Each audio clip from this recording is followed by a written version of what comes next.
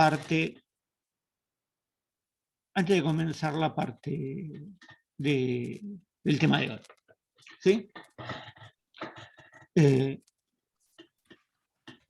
Hoy la intención es revisar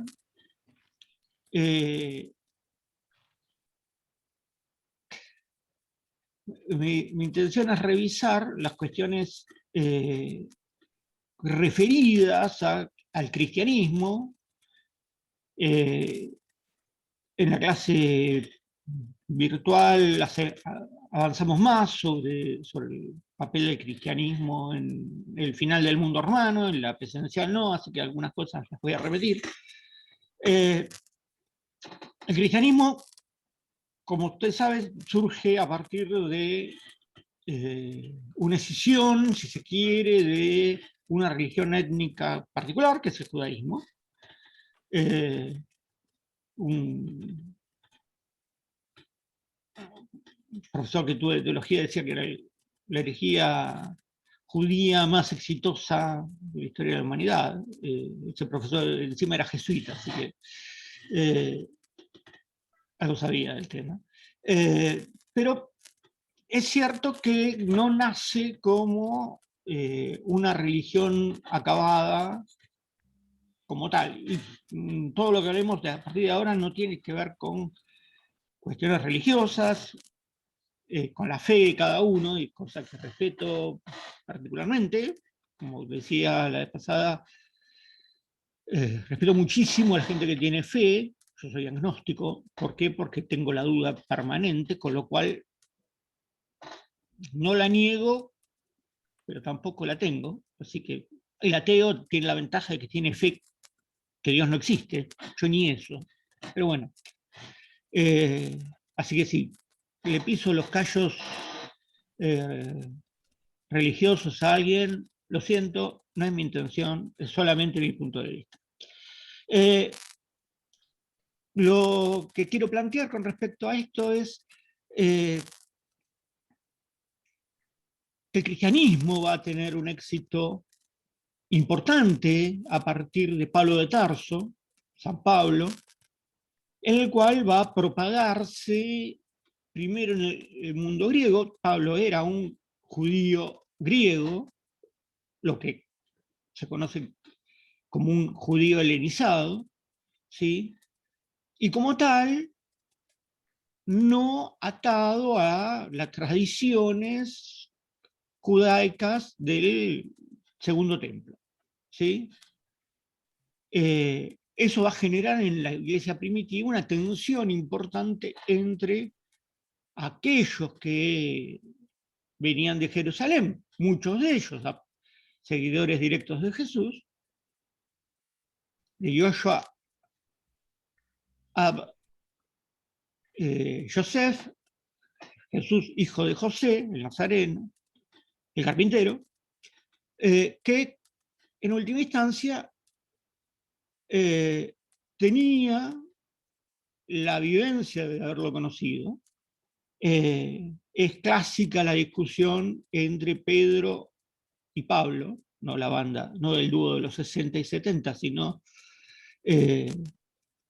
Pedro como el primer papa, ¿sí? Y Pablo como el principal teórico de esa apertura sobre diversas cuestiones, la mayoría teológicas, cosas que no hacen a nuestro foco de interés, pero sobre todo hacia quién va dirigido el mensaje cristiano. En el punto que nos interesa es que en esta interna, si quieren llamarla así, va a ganar la pulseada Pablo, en el sentido que la idea es que el mensaje es para toda la humanidad, no solo para los judíos. Es la idea de reemplazo del pueblo de Dios, ¿sí? Con lo cual, si uno lee algunos argumentos interesantes, va a encontrar que gran parte de algunas acusaciones antisemitas, sobre todo de los siglos XVII y XVIII, de deicidio y demás, vienen de esta cuestión, ¿no? Pero bueno, tampoco se le puede echar la culpa a Pablo de todo lo que hicieron los demás. Con lo cual vamos a encontrarnos durante los 2 o 3 primeros siglos un crecimiento del cristianismo que va a cubrir gran parte del Imperio Romano, va a competir exitosamente con la religión oficial, ¿sí? No sin dejar mártires y sangre en el camino, obviamente, ya que como un subproducto del judaísmo se consideraba la única religión verdadera, y esto es un punto que hay que tener en cuenta. Y bien, luego, después de la destrucción del segundo templo, y la transformación del judaísmo de un judaísmo del templo a un judaísmo rabínico, vamos a encontrar diferencias al respecto, a partir de la tradición, del Talmud, etcétera, etcétera, etcétera. Y en el cristianismo esto va a tener un éxito a partir de la conversión de Constantino, ¿sí? Como decía la vez pasada, no era la única religión monoteísta exitosa en el momento, estaba el mitraísmo, de origen persa, en el cual la vida era una lucha entre el bien y el mal, en el cual el bien triunfaba, Mitra era el sol, por lo tanto triunfaba, sobre el toro, que era el mal. Con lo cual era una religión que se amoldaba perfectamente a los soldados, ¿sí? En la batalla de Puente de Milvio, donde vamos a encontrar la famosa conversión de Constantino, vamos a encontrar precisamente una batalla militar clásica del periodo romano, ¿sí? Del periodo romano tardío, con más caballería que infantería, para que le interesen estas cosas, pero que el triunfo de Constantino no solo es un triunfo político, sino un triunfo religioso, ya que se atribuye a la protección divina y a la conversión de Constantino este triunfo. Con lo cual Constantino queda como emperador y establece primero el cristianismo como una religión oficial del imperio y progresivamente como única religión del imperio. Con lo cual la tolerancia religiosa progresivamente se ve reduciendo, que va a ser una de las constantes que vamos a encontrar en la Edad Media, aunque con sus bemoles, ¿no? El autor al que nos vamos a referir hoy es Agustín de Hipona. Es alguien que nace en el norte de África, en lo que hoy es Argelia, Nidia para la época, en la ciudad de Tagaste, en el año 354. Es decir, en el siglo IV, ya había pasado la crisis del siglo III, estamos viviendo un momento en el cual hay un cisma político entre Oriente y Occidente, entre Roma y Bizancio, ¿sí? Que va a seguir luego en lo religioso hasta nuestros días, ¿sí? Con la emergencia de la Iglesia Ortodoxa y demás. Con lo cual, él va a encontrarse como un joven de una familia de buen pasar económico. Nunca los que reflexionan vienen de las capas más bajas, no son nobles, pero tienen tiempo disponible. Él va a pasar por muchísimas etapas y tal vez lo que me parece más interesante de Agustín de Hipona en tanto persona, no tiene una formación filosófica como hemos visto hasta ahora, ¿sí? Sino su formación va a ser principalmente sobre las religiones, ¿sí? Si bien el grueso de las religiones de este momento anidan en sí mismo rasgos de la filosofía griega. ¿Sí? En ese sentido, él va a comenzar, luego de una etapa de disfrutar la vida como todo joven, ¿sí? De tener hijos por todos lados, ¿sí? Y vivir borracho y demás, etcétera, etcétera, se va a acercar al maniqueísmo. El maniqueísmo era una religión, es una religión, perdón, sigue existiendo, eh, derivada del zoroastrismo, ¿sí? De origen iraní, persa, en el cual el mundo está dividido en la lucha eterna del bien y del mal, ¿sí? En el cual el bien inevitablemente triunfará, pero esa lucha no es más que una lucha al interior de las personas y entre y a la sociedad. Quiero decir que todavía existe, porque en Irán, por lo menos hasta la Revolución Islámica del 79, había una comunidad maniquea importante, muchos, y en el norte de la India todavía quedan algunos. Eh, por lo tanto, no es una religión masiva, pero sobrevive. Luego de esa etapa maniquea, en que la idea del bien y del mal va a tener un fuerte, él va a tener una formación neoplatónica. ¿Sí? Sí, ¿a qué me refiero con esto? La idea de que la verdad es alcanzable para algunos y que es el deber de los que encuentran la verdad iluminar al resto. ¿Sí? ¿Recuerdan el mito de la caverna? En eso, en la tarea de Agustín, lo ego va a aparecer en forma constante como motivación intelectual. Y también en su mirada sobre el cristianismo. Cuando llega al cristianismo lo hace a partir de Ambrosio de Milán, San Ambrosio, ¿sí? Que es uno de los principales intérpretes del texto bíblico en el momento. Es uno de los que termina de seleccionar los diversos libros que van a ser los 4 evangelios. ¿Sí? En ese sentido, Ambrosio, San Ambrosio para los creyentes, va a ser uno de los padres de la iglesia. Padres en el sentido teológico, así como luego será Agustín de Hipona. ¿Sí? Luego de estudiar con Ambrosio, él es nombrado obispo de Hipona, ¿sí? El actual Annaba, en Argelia, ¿sí? Con lo cual gran parte de su carrera es entre Italia y el norte de África, ¿sí?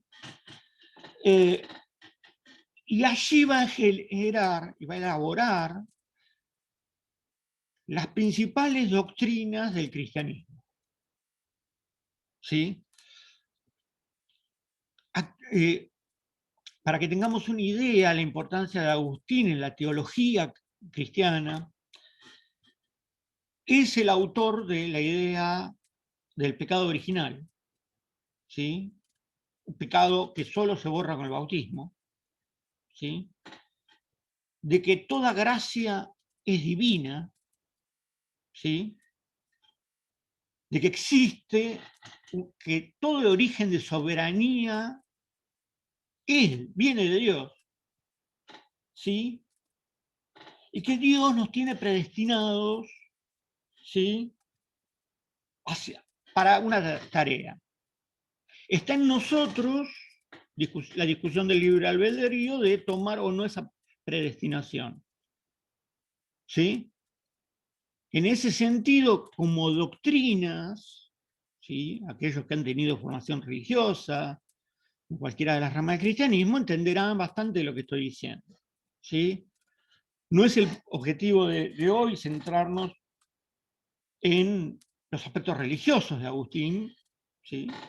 Sin embargo, una de las cuestiones que me parece importante para tener en cuenta es que va a tener un papel central, ¿sí?, durante toda la Edad Media, su pensamiento y la de sus discípulos. En ese sentido es importante entender algunas cuestiones con respecto a la manera que Agustín ve el mundo y sobre todo cómo va a plantear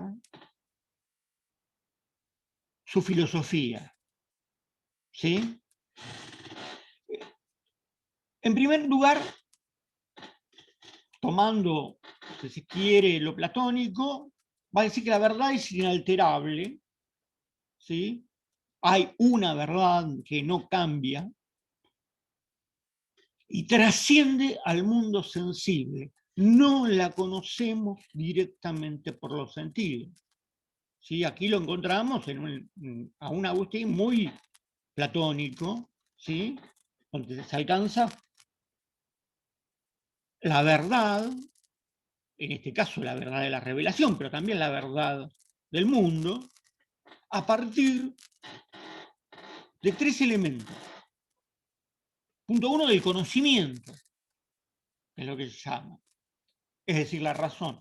Conocemos, entendemos, vemos cómo funciona y le buscamos la lógica. Pero eso, como esa verdad es trascendente, necesitamos una herramienta central, que es la fe. ¿Sí? Sin fe no alcanzaremos jamás a comprender esa verdad que nos trasciende. ¿Sí? En ese sentido, mi agnosticismo es muy de corte agustiniano. ¿Sí?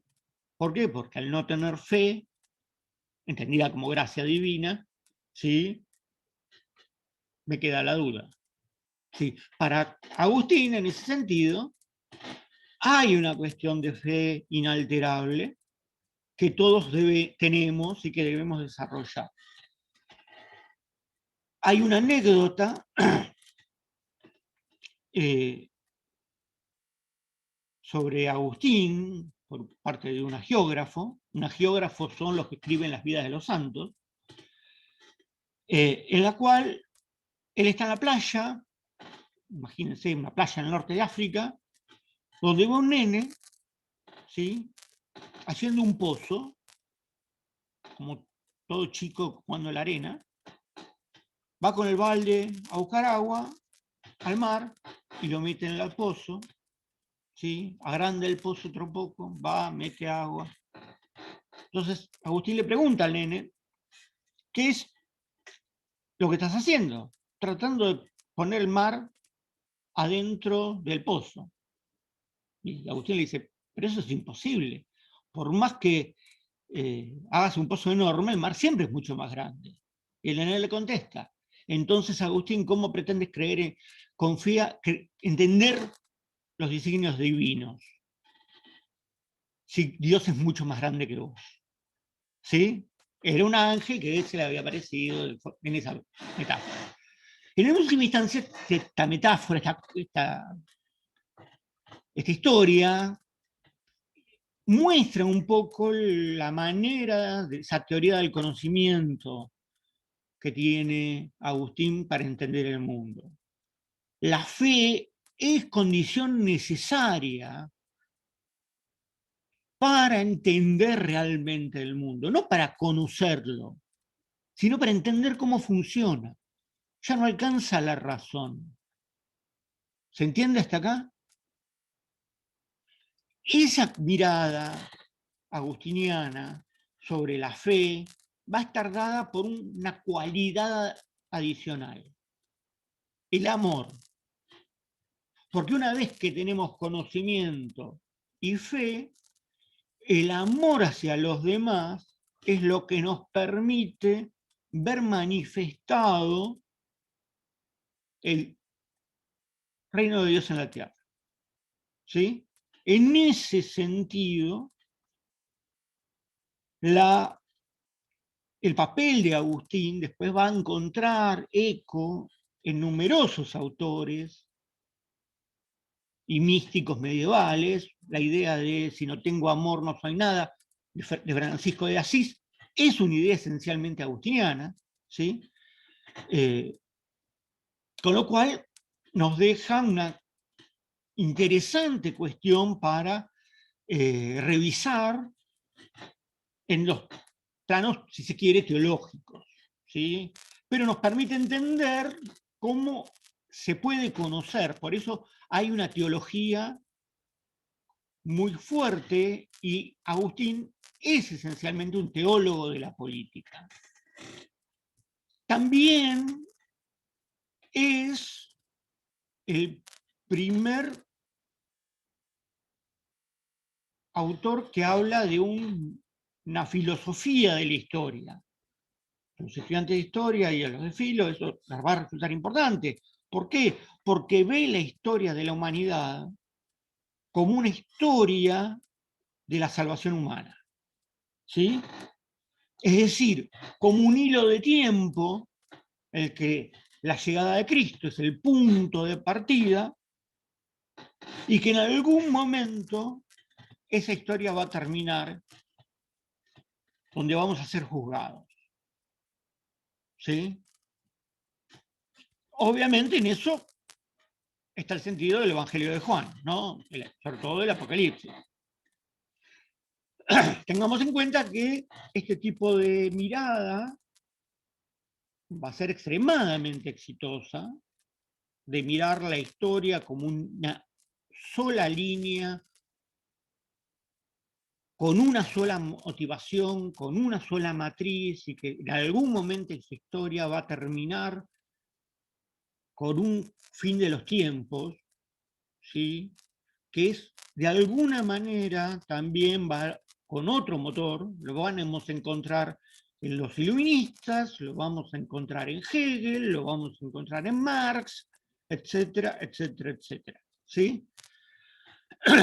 La búsqueda del sentido del pasado, ¿sí? De que las acciones humanas no son anárquicas y que todo tiene una razón. Esta cuestión,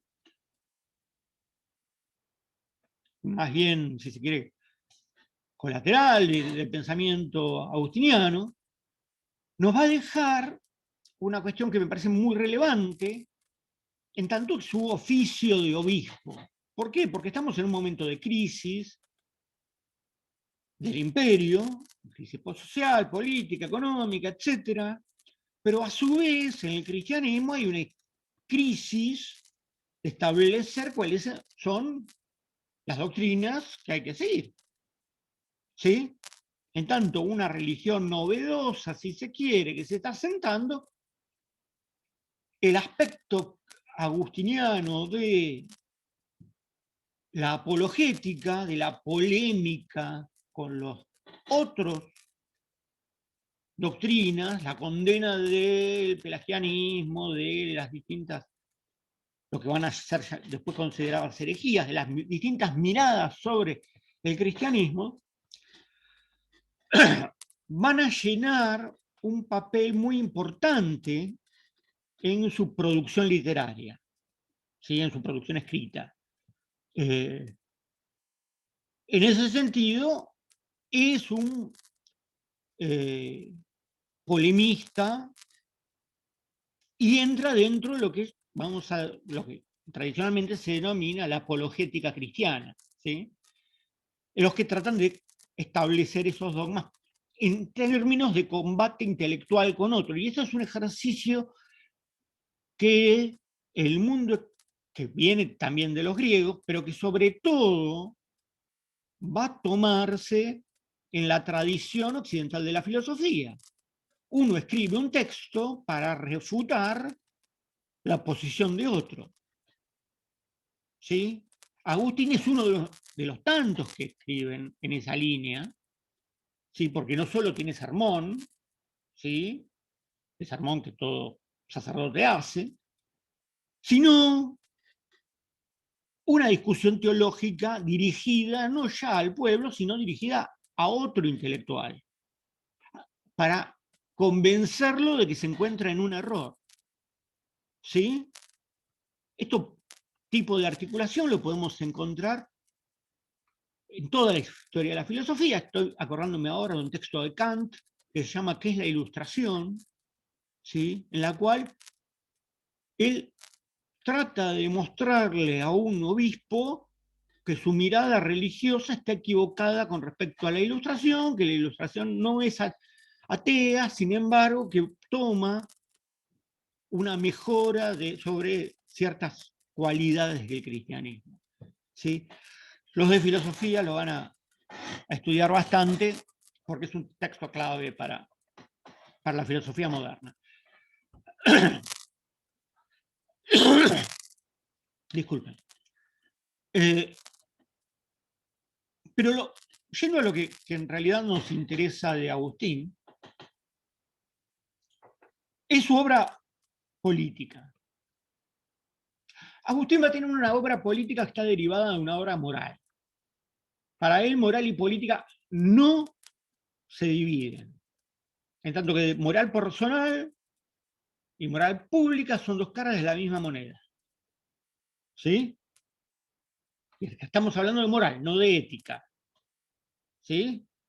La moral implica ciertos dogmas concretos que debe seguir.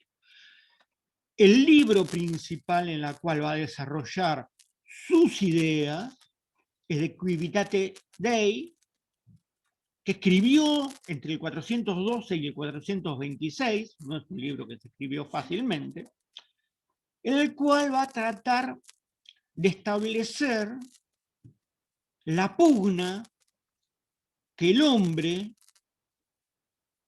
va a tener consigo mismo, por el control de su alma.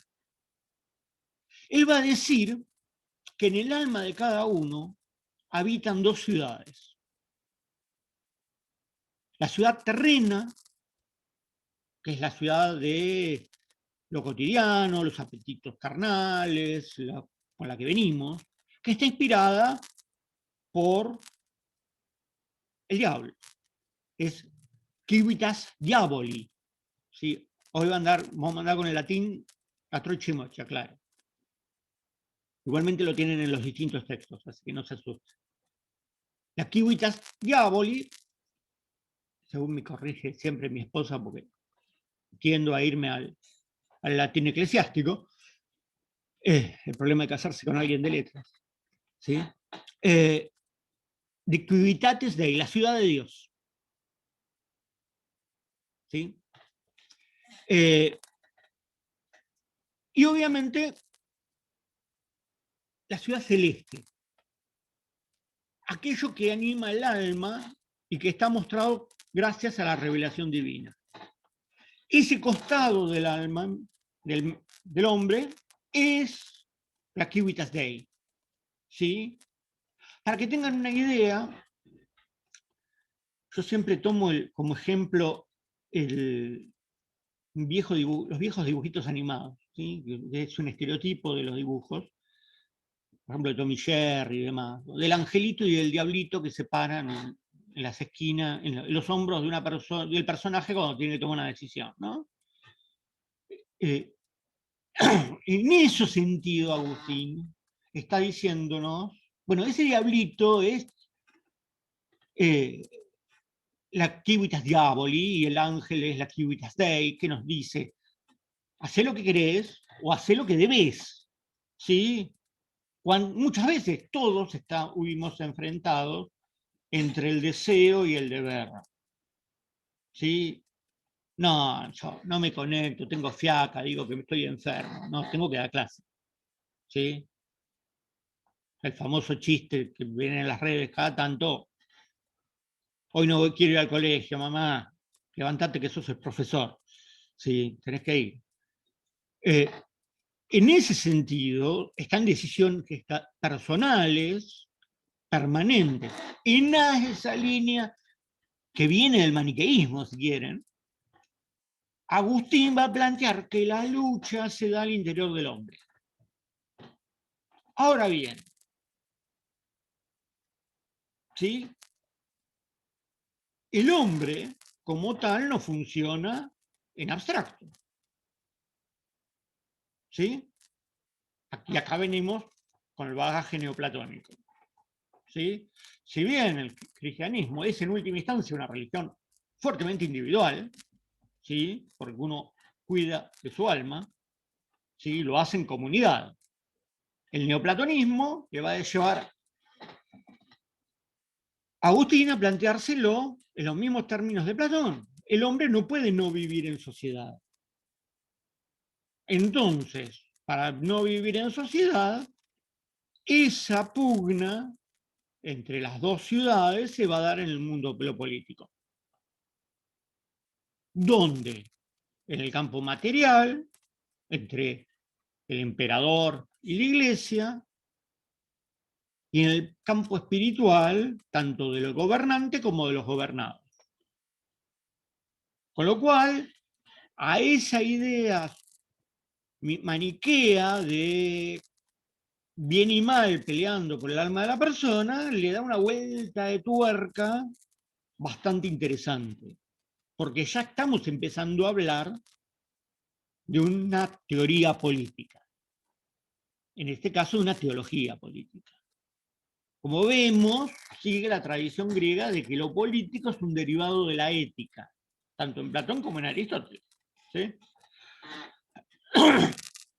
En esa línea, para Agustín, no hay una enorme diferencia entre Estado e Iglesia. ¿Por qué? Porque ambos se necesitan. ¿Sí? Entonces, la lucha entre estas dos ciudades también es una lucha por la justicia. ¿Sí? Por ese balance que nos permita gobernar bien. En ese sentido, la justicia va a estar establecido como un sentido mostrado por lo divino, ¿sí? Y como un deber de todo gobierno. ¿Sí? Todo gobierno debe buscar la justicia entendida en términos cristianos, ¿se entiende? Por lo tanto, Agustín va a condenar fuertemente la esclavitud. ¿Sí? ¿Por qué? Porque todas las personas tienen alma. El problema está con algunos que todavía no fueron bautizados y no alcanzaron la gracia divina. ¿Sí? Pero eso no es óbice para que los esclavicemos. ¿Sí? Con lo cual, es cuestión de justicia liberar a los esclavos, ¿sí? Y luego evangelizarlos, no al revés. ¿Por qué? Porque tienen que tener todas las herramientas para ser libres. ¿Se entiende? Ahora bien, ¿por qué esto es así para Agustín? ¿Sí? ¿Por qué? Como si vemos que la verdad es inalterable y externa al mundo de lo sensible, entonces el poder, y entre ellos el poder político, va a derivar inevitablemente de Dios. Es decir, no hay nada que no pueda salir de Dios, nada bueno que nos permita entender el amor. Ese poder fue concedido a cada uno de los hombres. Todos somos iguales en la gracia de Dios. Por lo tanto, no puede haber esclavos, no debería haber diferencias entre hombres y mujeres, aunque él la establece después en las meditaciones, ¿sí? Ni entre ricos y pobres, ¿sí? Tiene una mirada muy, en ese sentido, igualitarista en el plano de lo espiritual, pero también en el plano de lo político, entendiendo que el poder es un poder cuyo origen es divino. Obviamente,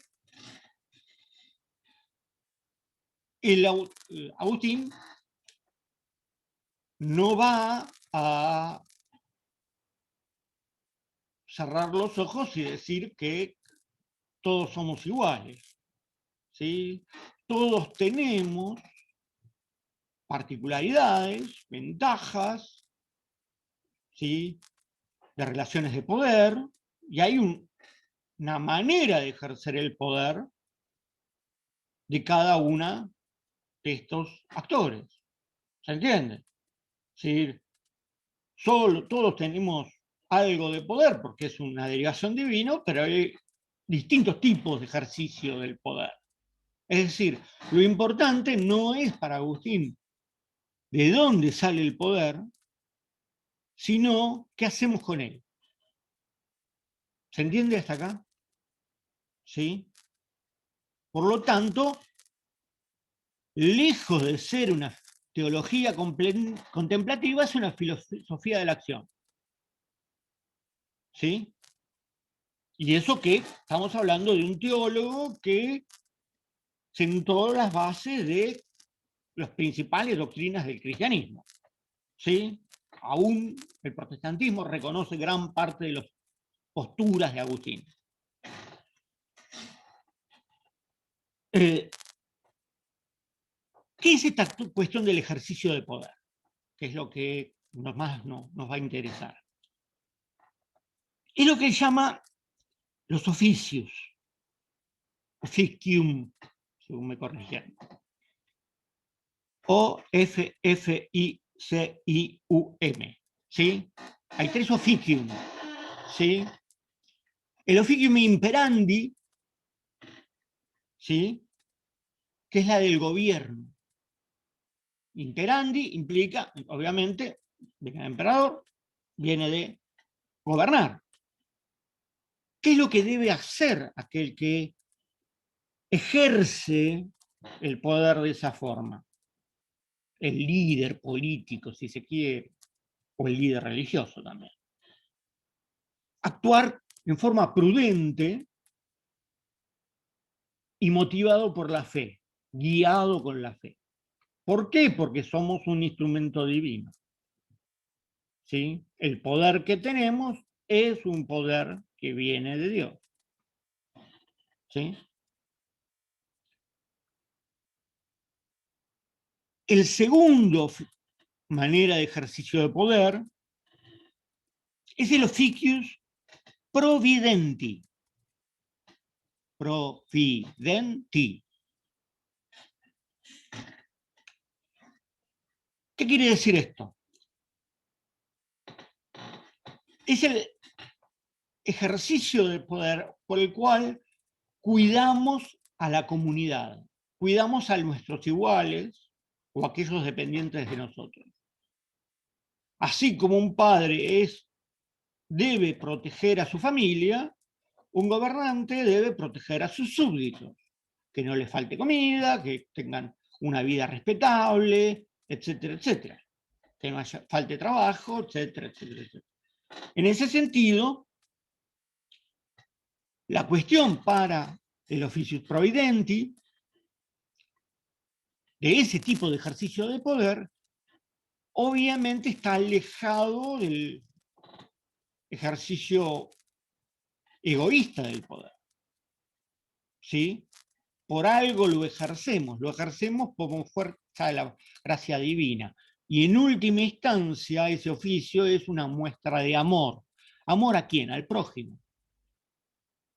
Al prójimo que está en desventaja sobre nosotros, o que depende de nosotros. ¿Sí?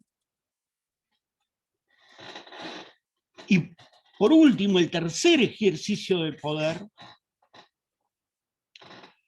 es el officium conculendi. ¿Sí?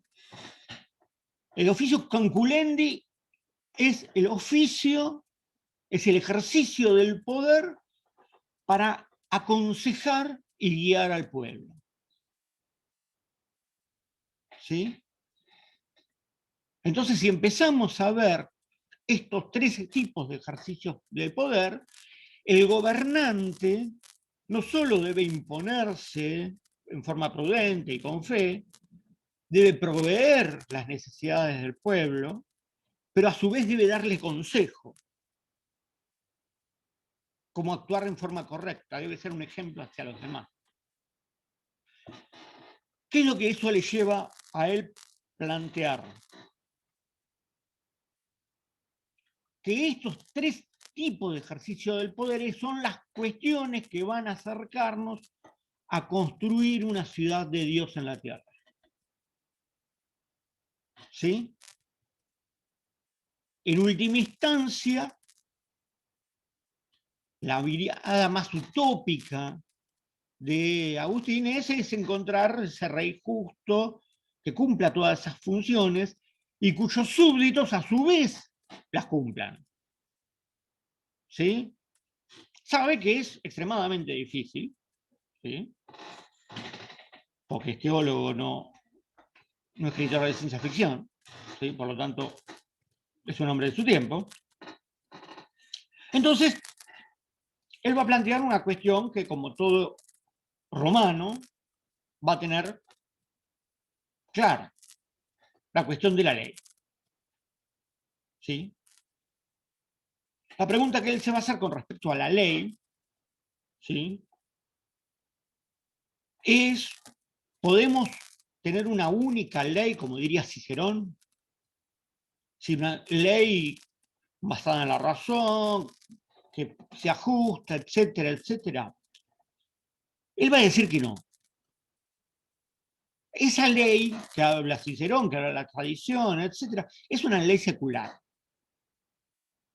¿Sí? Una ley secular que tiene que ver con los deberes y derechos. Punto. Pero por encima de ella está la ley eterna. Es decir, una ley divina. ¿Sí? Esa ley divina surge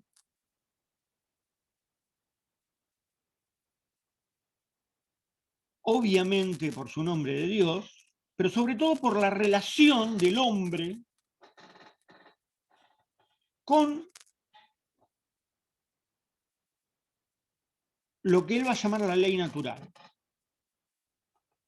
¿Sí? ¿Qué es la ley natural? Que la escuchamos hablar en Cicerón. La ley divina positiva. Aquella ley divina en la cual está explícitamente planteada. ¿Dónde? En los evangelios, en las enseñanzas. Por lo tanto, seguir los dictados de la ley divina positiva es seguir una ley natural. Y es acercarnos cada vez más a un mejor mundo.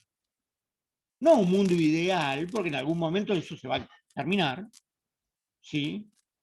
Pero como una preparación a ese mundo luego del juicio. ¿Sí? Esa ley divina, positiva, es esencialmente una manifestación de Dios. ¿Sí? ¿Quién es el que la ejerce principalmente?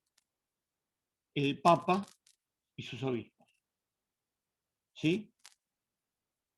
Porque interpretan la voluntad de Dios. ¿Sí? Con lo cual, ¿qué le queda al monarca? ¿Sí? Poder interpretar en forma correcta esa voluntad divina, ¿sí? Por lo tanto, la Iglesia va a estar a su lado, ¿sí? Para marcarle los límites. Si ustedes vieron cualquier serie medieval donde haya un rey y un obispo, van a encontrarse, estoy pensando en las primeras temporadas de Vikings, ¿no? Van a encontrarse con un rey en el cual el obispo o lo tiene en el bolsillo o es un opositor, porque es el que le va a marcar los límites. Donde esa pugna entre rey y obispo es una pugna entre la ciudad de Dios y la ciudad del diablo. ¿Quién interpreta la realidad? ¿Sí? ¿Se entiende un poco por dónde viene la cosa en el pensamiento agustiniano? Ahora bien, Agustín, en De Civitate Dei, en la ciudad de Dios, va a plantear esencialmente estos elementos como motor central de su pensamiento político. Pero van a ser sus discípulos que van a profundizar una línea política basada en estos pensamientos. ¿Sí? ¿Quiénes son estos discípulos? Dos papas importantes, León I y Gregorio I, y sobre todo Isidoro de Sevilla. Francisco, que tenés la mano levantada. Hola, Francisco. profe, ¿se me Sí, escucha? sí, perfecto. Te quería preguntar porque no entendí muy bien cuál es la diferencia entre el derecho natural del que habla Cicerón con esta ley divina de la que habla, del derecho, diría de la ley divina de la que habla San Agustín, ¿no? Está bien. En Cicerón, el derecho natural, si bien está otorgado por los dioses, está codificado y es lo que se mueve detrás de la ley dada por los hombres. ¿Sí? Ahora bien, para Agustín esa ley natural, ¿sí?, tiene un origen absolutamente divino, pero que solo puede ser leída a través de la fe. Él le pone un ingrediente más, mientras que para Cicerón era la razón, ¿sí?, él le agrega una capa de fe, que es la ley divina positiva, ¿sí?, que es la que permite moldear y hacer inteligible a los hombres la ley natural. ¿Se entiende?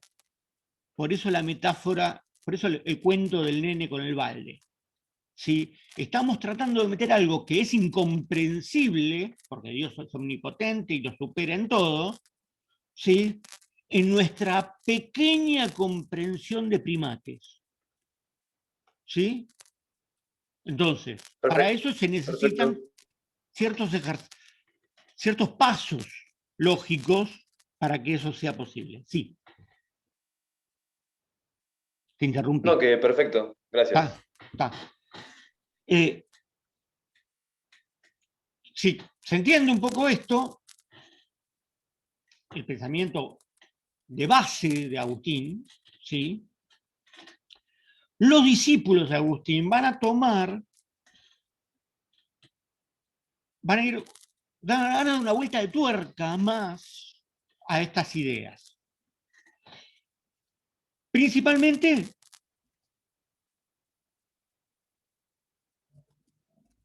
la idea de que hay una mirada providencialista de la historia. Ya no es solamente un mundo espiritual, esa pugna entre la ciudad de Dios y la ciudad terrena, sino ese pasa acá mismo. Y que la historia de la humanidad es la historia de la lucha entre estas dos ciudades. Si les resulta conocida, ¿sí?, que la historia de la humanidad es la historia de la lucha de clases, Agustín, Marx toma la fórmula agustiniana. ¿Sí? Eso está clarísimo. Sí, él mismo lo reconoce en varios artículos. El otro punto que sí me importa es que el agustinismo político va a centrar su idea de lo político en la moralidad, en un pensamiento moral, es decir, teocrático. Con lo cual, ¿sí?, la idea del agustinismo político es centralmente la de establecer la ciudad de Dios en la tierra.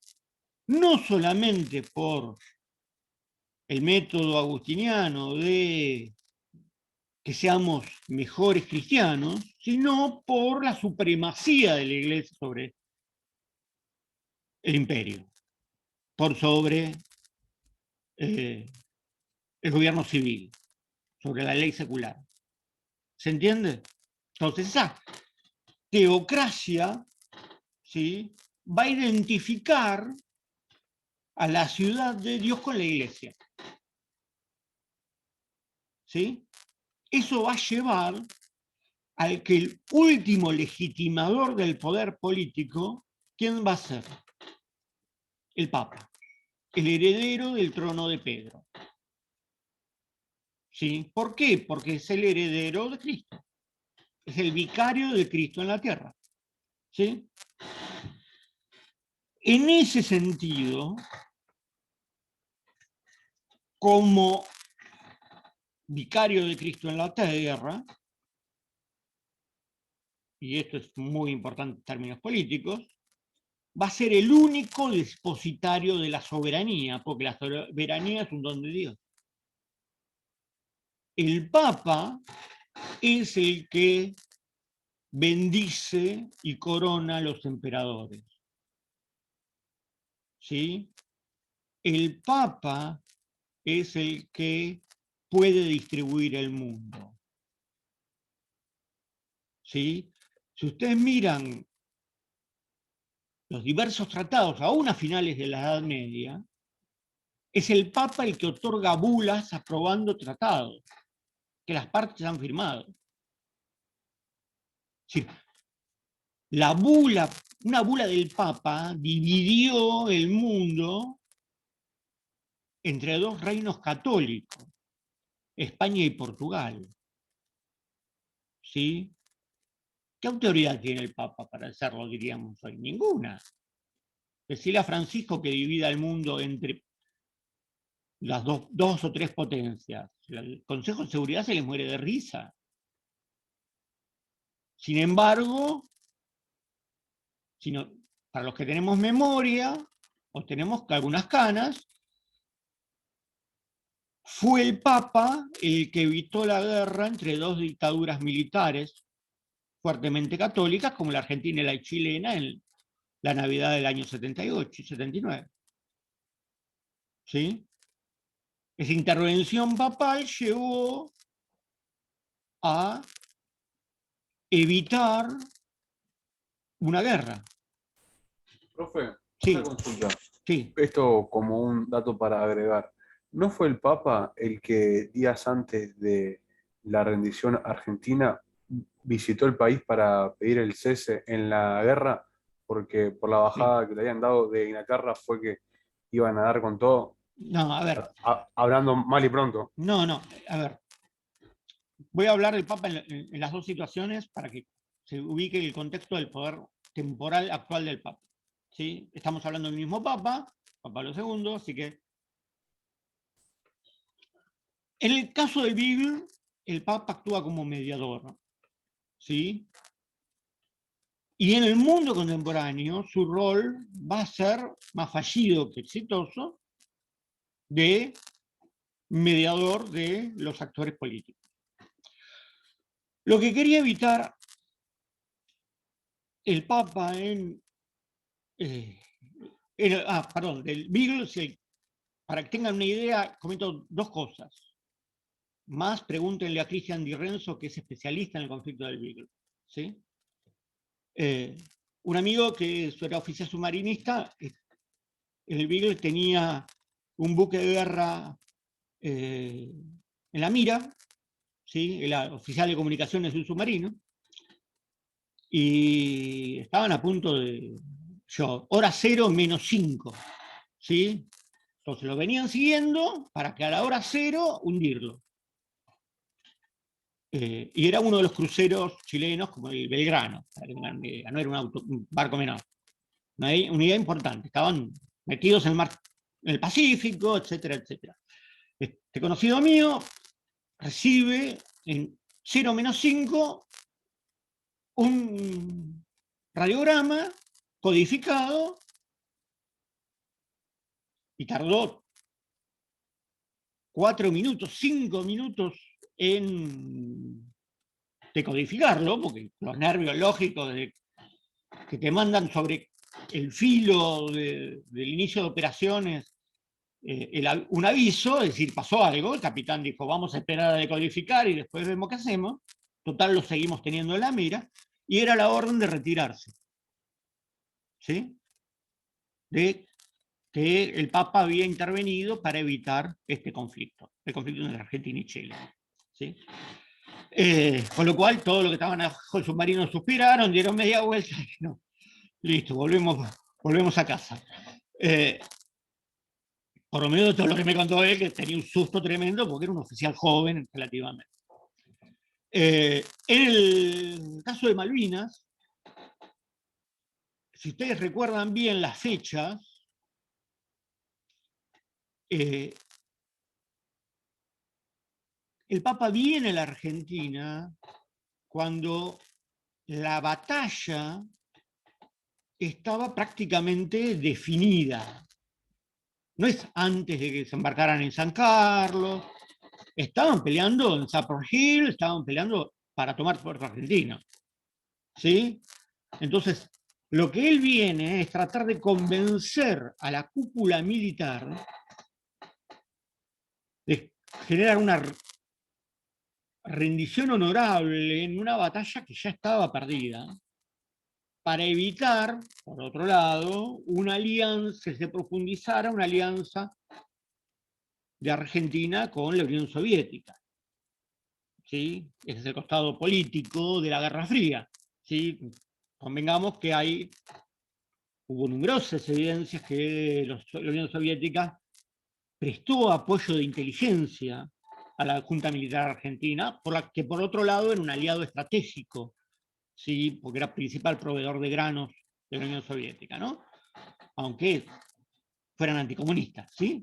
Aunque tuvieran gente en Nicaragua, en América Central, entrenando a los contras cómo torturar a aquellos que los rusos entrenaban, ¿sí? Al ejército sandinista. Pero bueno, la Guerra Fría tuvo esas cosas. Ese papel tiene que ver con un tipo de régimen muy particular, esa influencia del Papa. Decirle a Francisco que venga a aconsejar en una crisis a cualquier gobierno latinoamericano y lo van a tomar como uno más. ¿Sí? Bueno, gracias, muchas gracias por su buena voluntad. Esta la puerta. ¿Sí? No es por negarle un papel, lo tuvo, ¿sí? Pero hay que ponerlos en contexto también, ¿no? Acá la variable tipo de régimen es muy relevante. Para volver al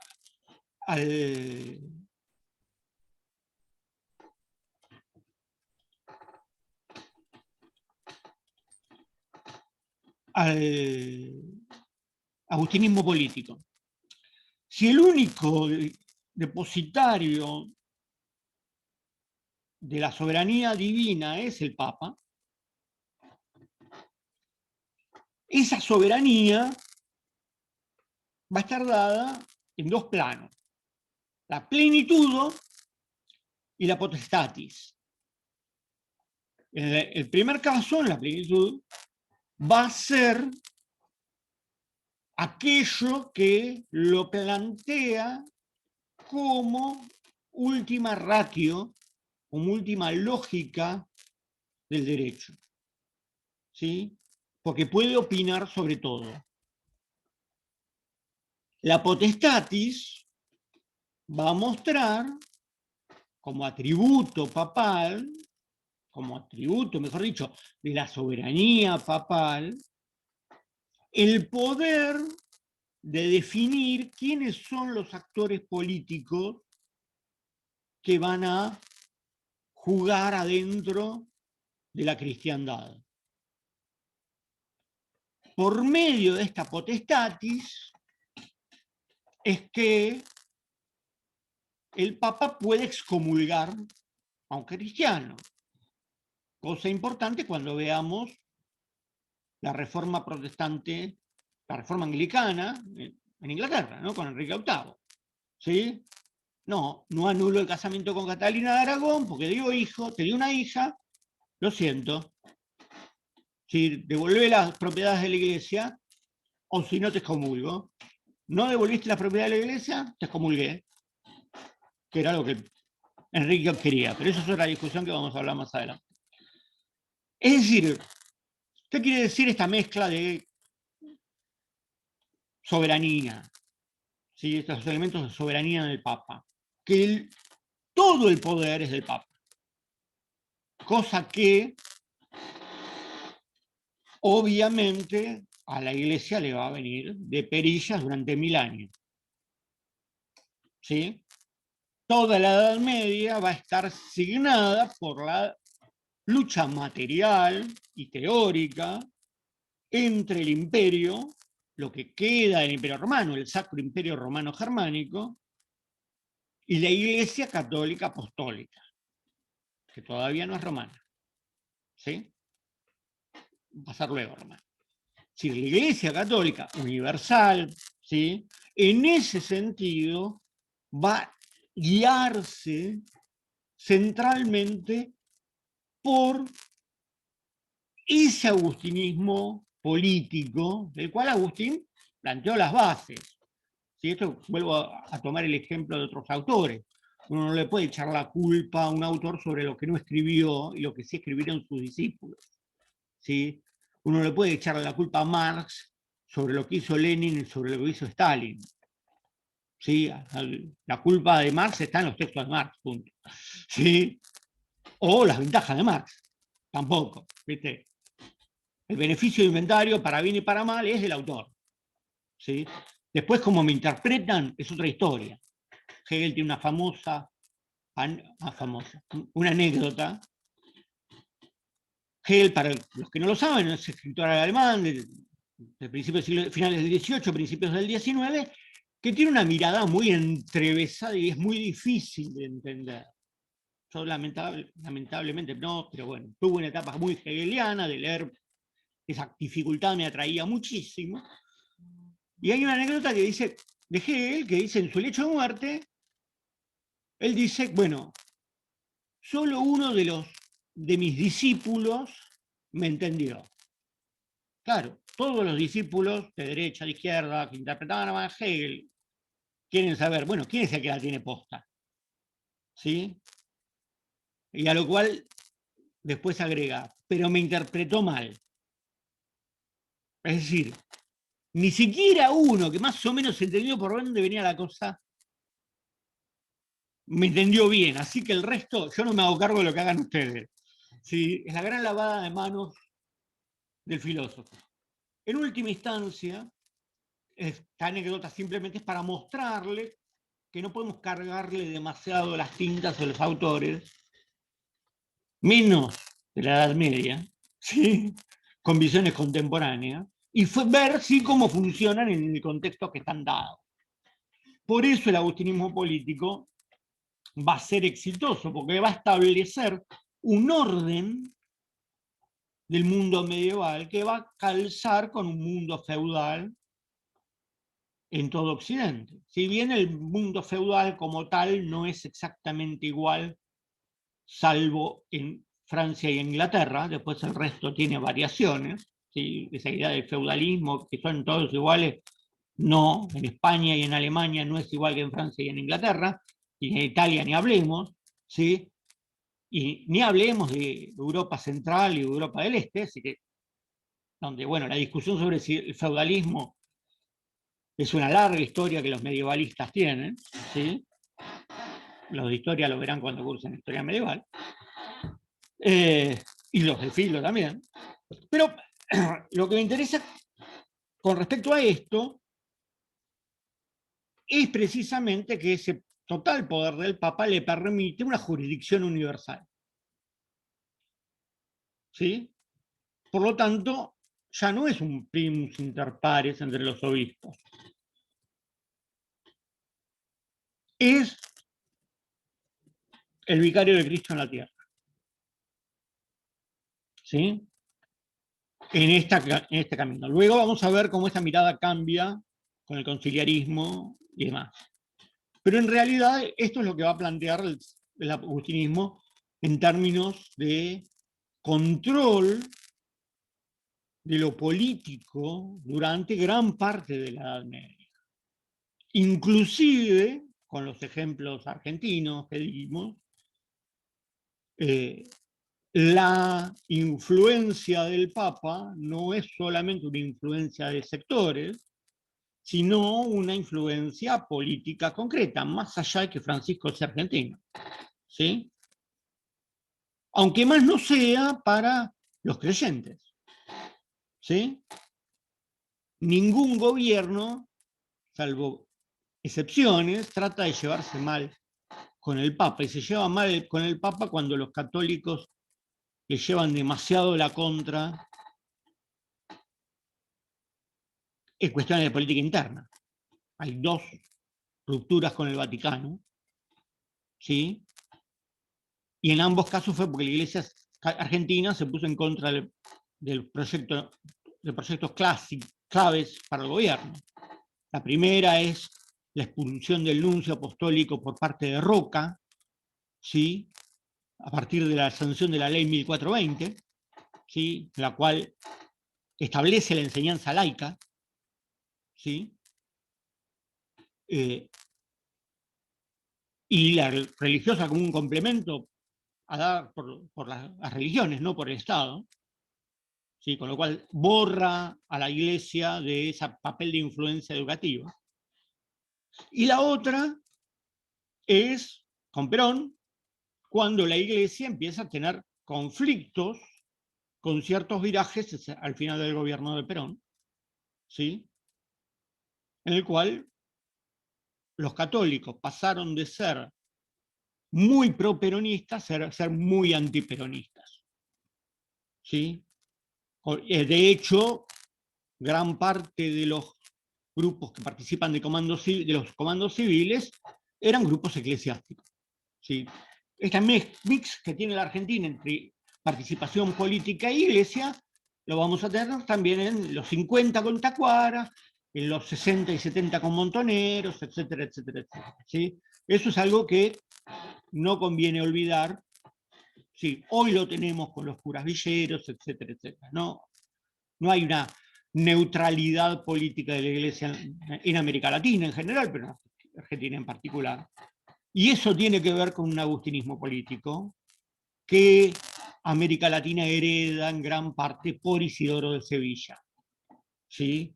Y por el papel que la Iglesia va a jugar, primero como moderador y luego como control social de la sociedad colonial. Hasta acá estamos, aunque me haya ido un poquito de tema hacia el final, ¿sí? ¿Qué es lo que me importa con Agustín? Las ciudades, ¿sí? El origen del poder, su ejercicio de poder, quién va a tener la supremacía según el momento, según el autor, si en Agustín, si es espiritual, en el agustinismo político, si es material. ¿Sí? ¿Se entiende? Quiero dejarlo claro para cuando revisen las lecturas, porque Agustín es uno de los temas típicos que entran en el parcial, así que sí, no los tome por desprevenido. Tengan en cuenta que el agustinismo político es muy posterior a Agustín de Hipona, ¿sí? Pero obviamente abreva en él. Hicimos poco una mezcla de eso, así como vamos a hacerlo en Tomás para abreviar un poco la teología política del medioevo. ¿Sí? Hasta acá, dudas, consultas, insultos.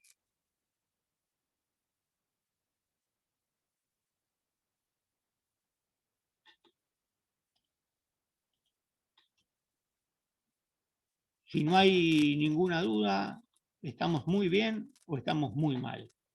¿Sí? Esa es una de las cosas que uno aprende.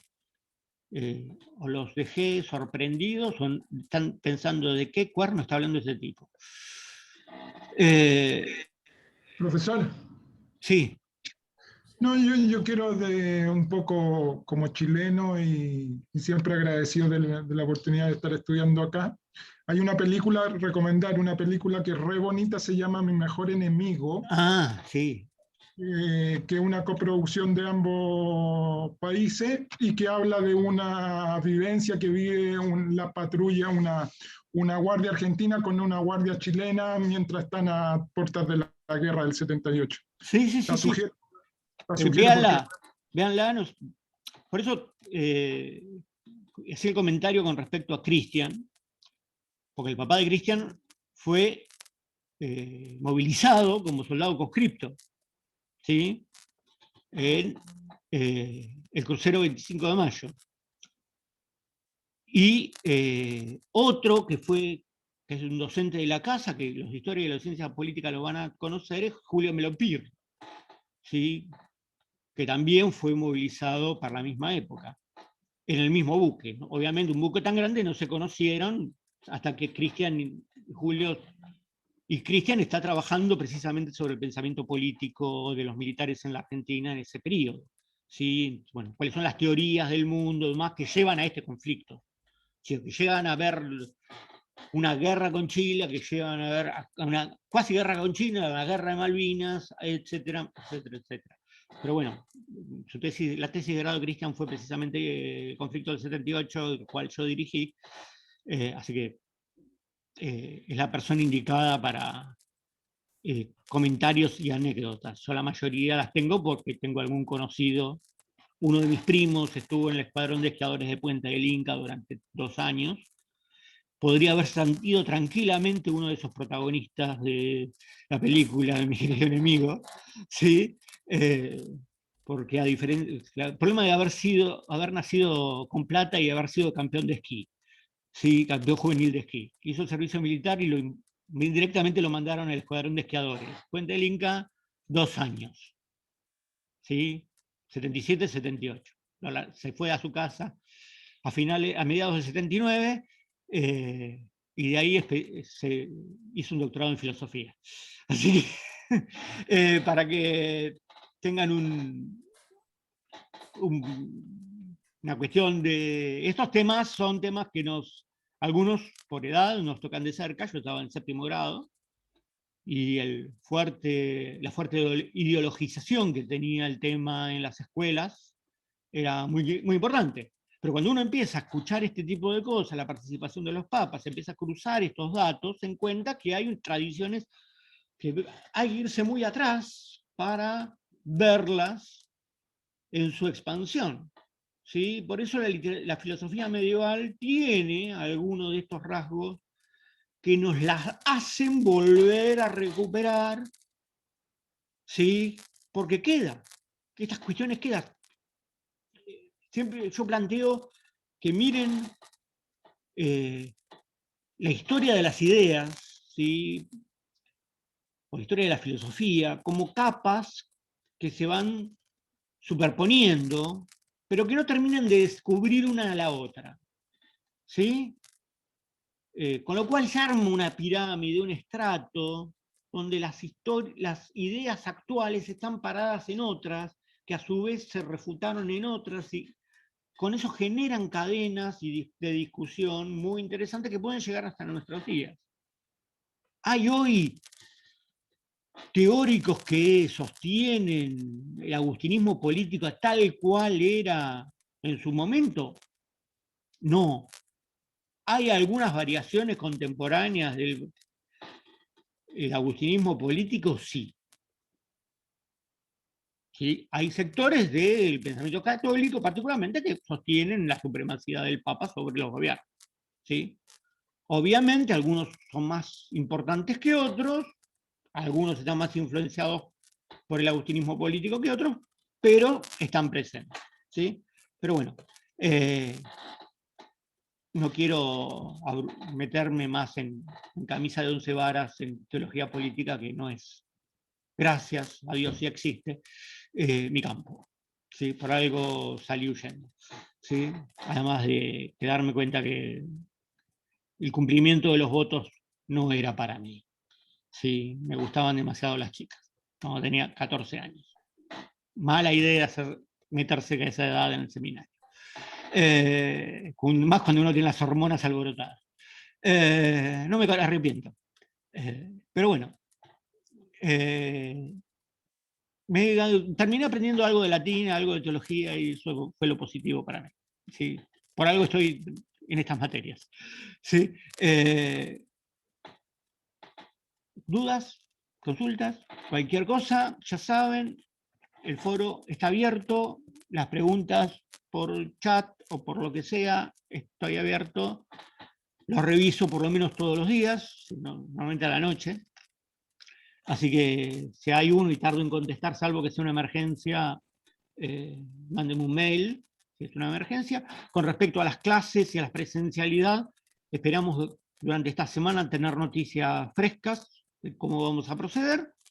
Y en base a eso lo informaremos por avisos, ¿sí? Del aula virtual de las 2 materias. ¿Sí? Profe, Sí. era para avisarte porque capaz no te enteraste, pero hoy el centro estudiante ya subió como un reglamento de lo que van a hacer en octubre. Ah, qué bien. Me estoy enterando. Sí, creo que van a seguir las clases presenciales. Bien, entonces, si me lo confirma el BDL, iremos por ahí. Sí, me alegra que el centro de estudiantes tenga más información que los departamentos. Es una buena señal. Sí, pero bueno, ¿qué va a hacer? O que por lo menos por ahí el departamento de filosofía no se haya dignado a compartirla, cosa que es muy habitual, lamentablemente. Pero bueno, eso son cosas que pasan. Pero bueno, la gente de filosofía no son gente distinta del resto. Lamento decirle a los estudiantes de filosofía. Somos todos iguales. Pero bueno, eso es una chicana, sí, es una chicana para ser uno de los pocos graduados de historia que no estudió filosofía y que pertenece al departamento de filosofía. Me hago cargo. Si no hay dudas, si no hay oportunidad de decir barbaridades, como la que acabo de decir, les mando a todos un saludo. Ana se está riendo de mí y me parece muy bien. La risa para Agustín era una señal de Dios, ¿sí? Con lo cual, según Agustín, estarías bendecida, se tapa la cara.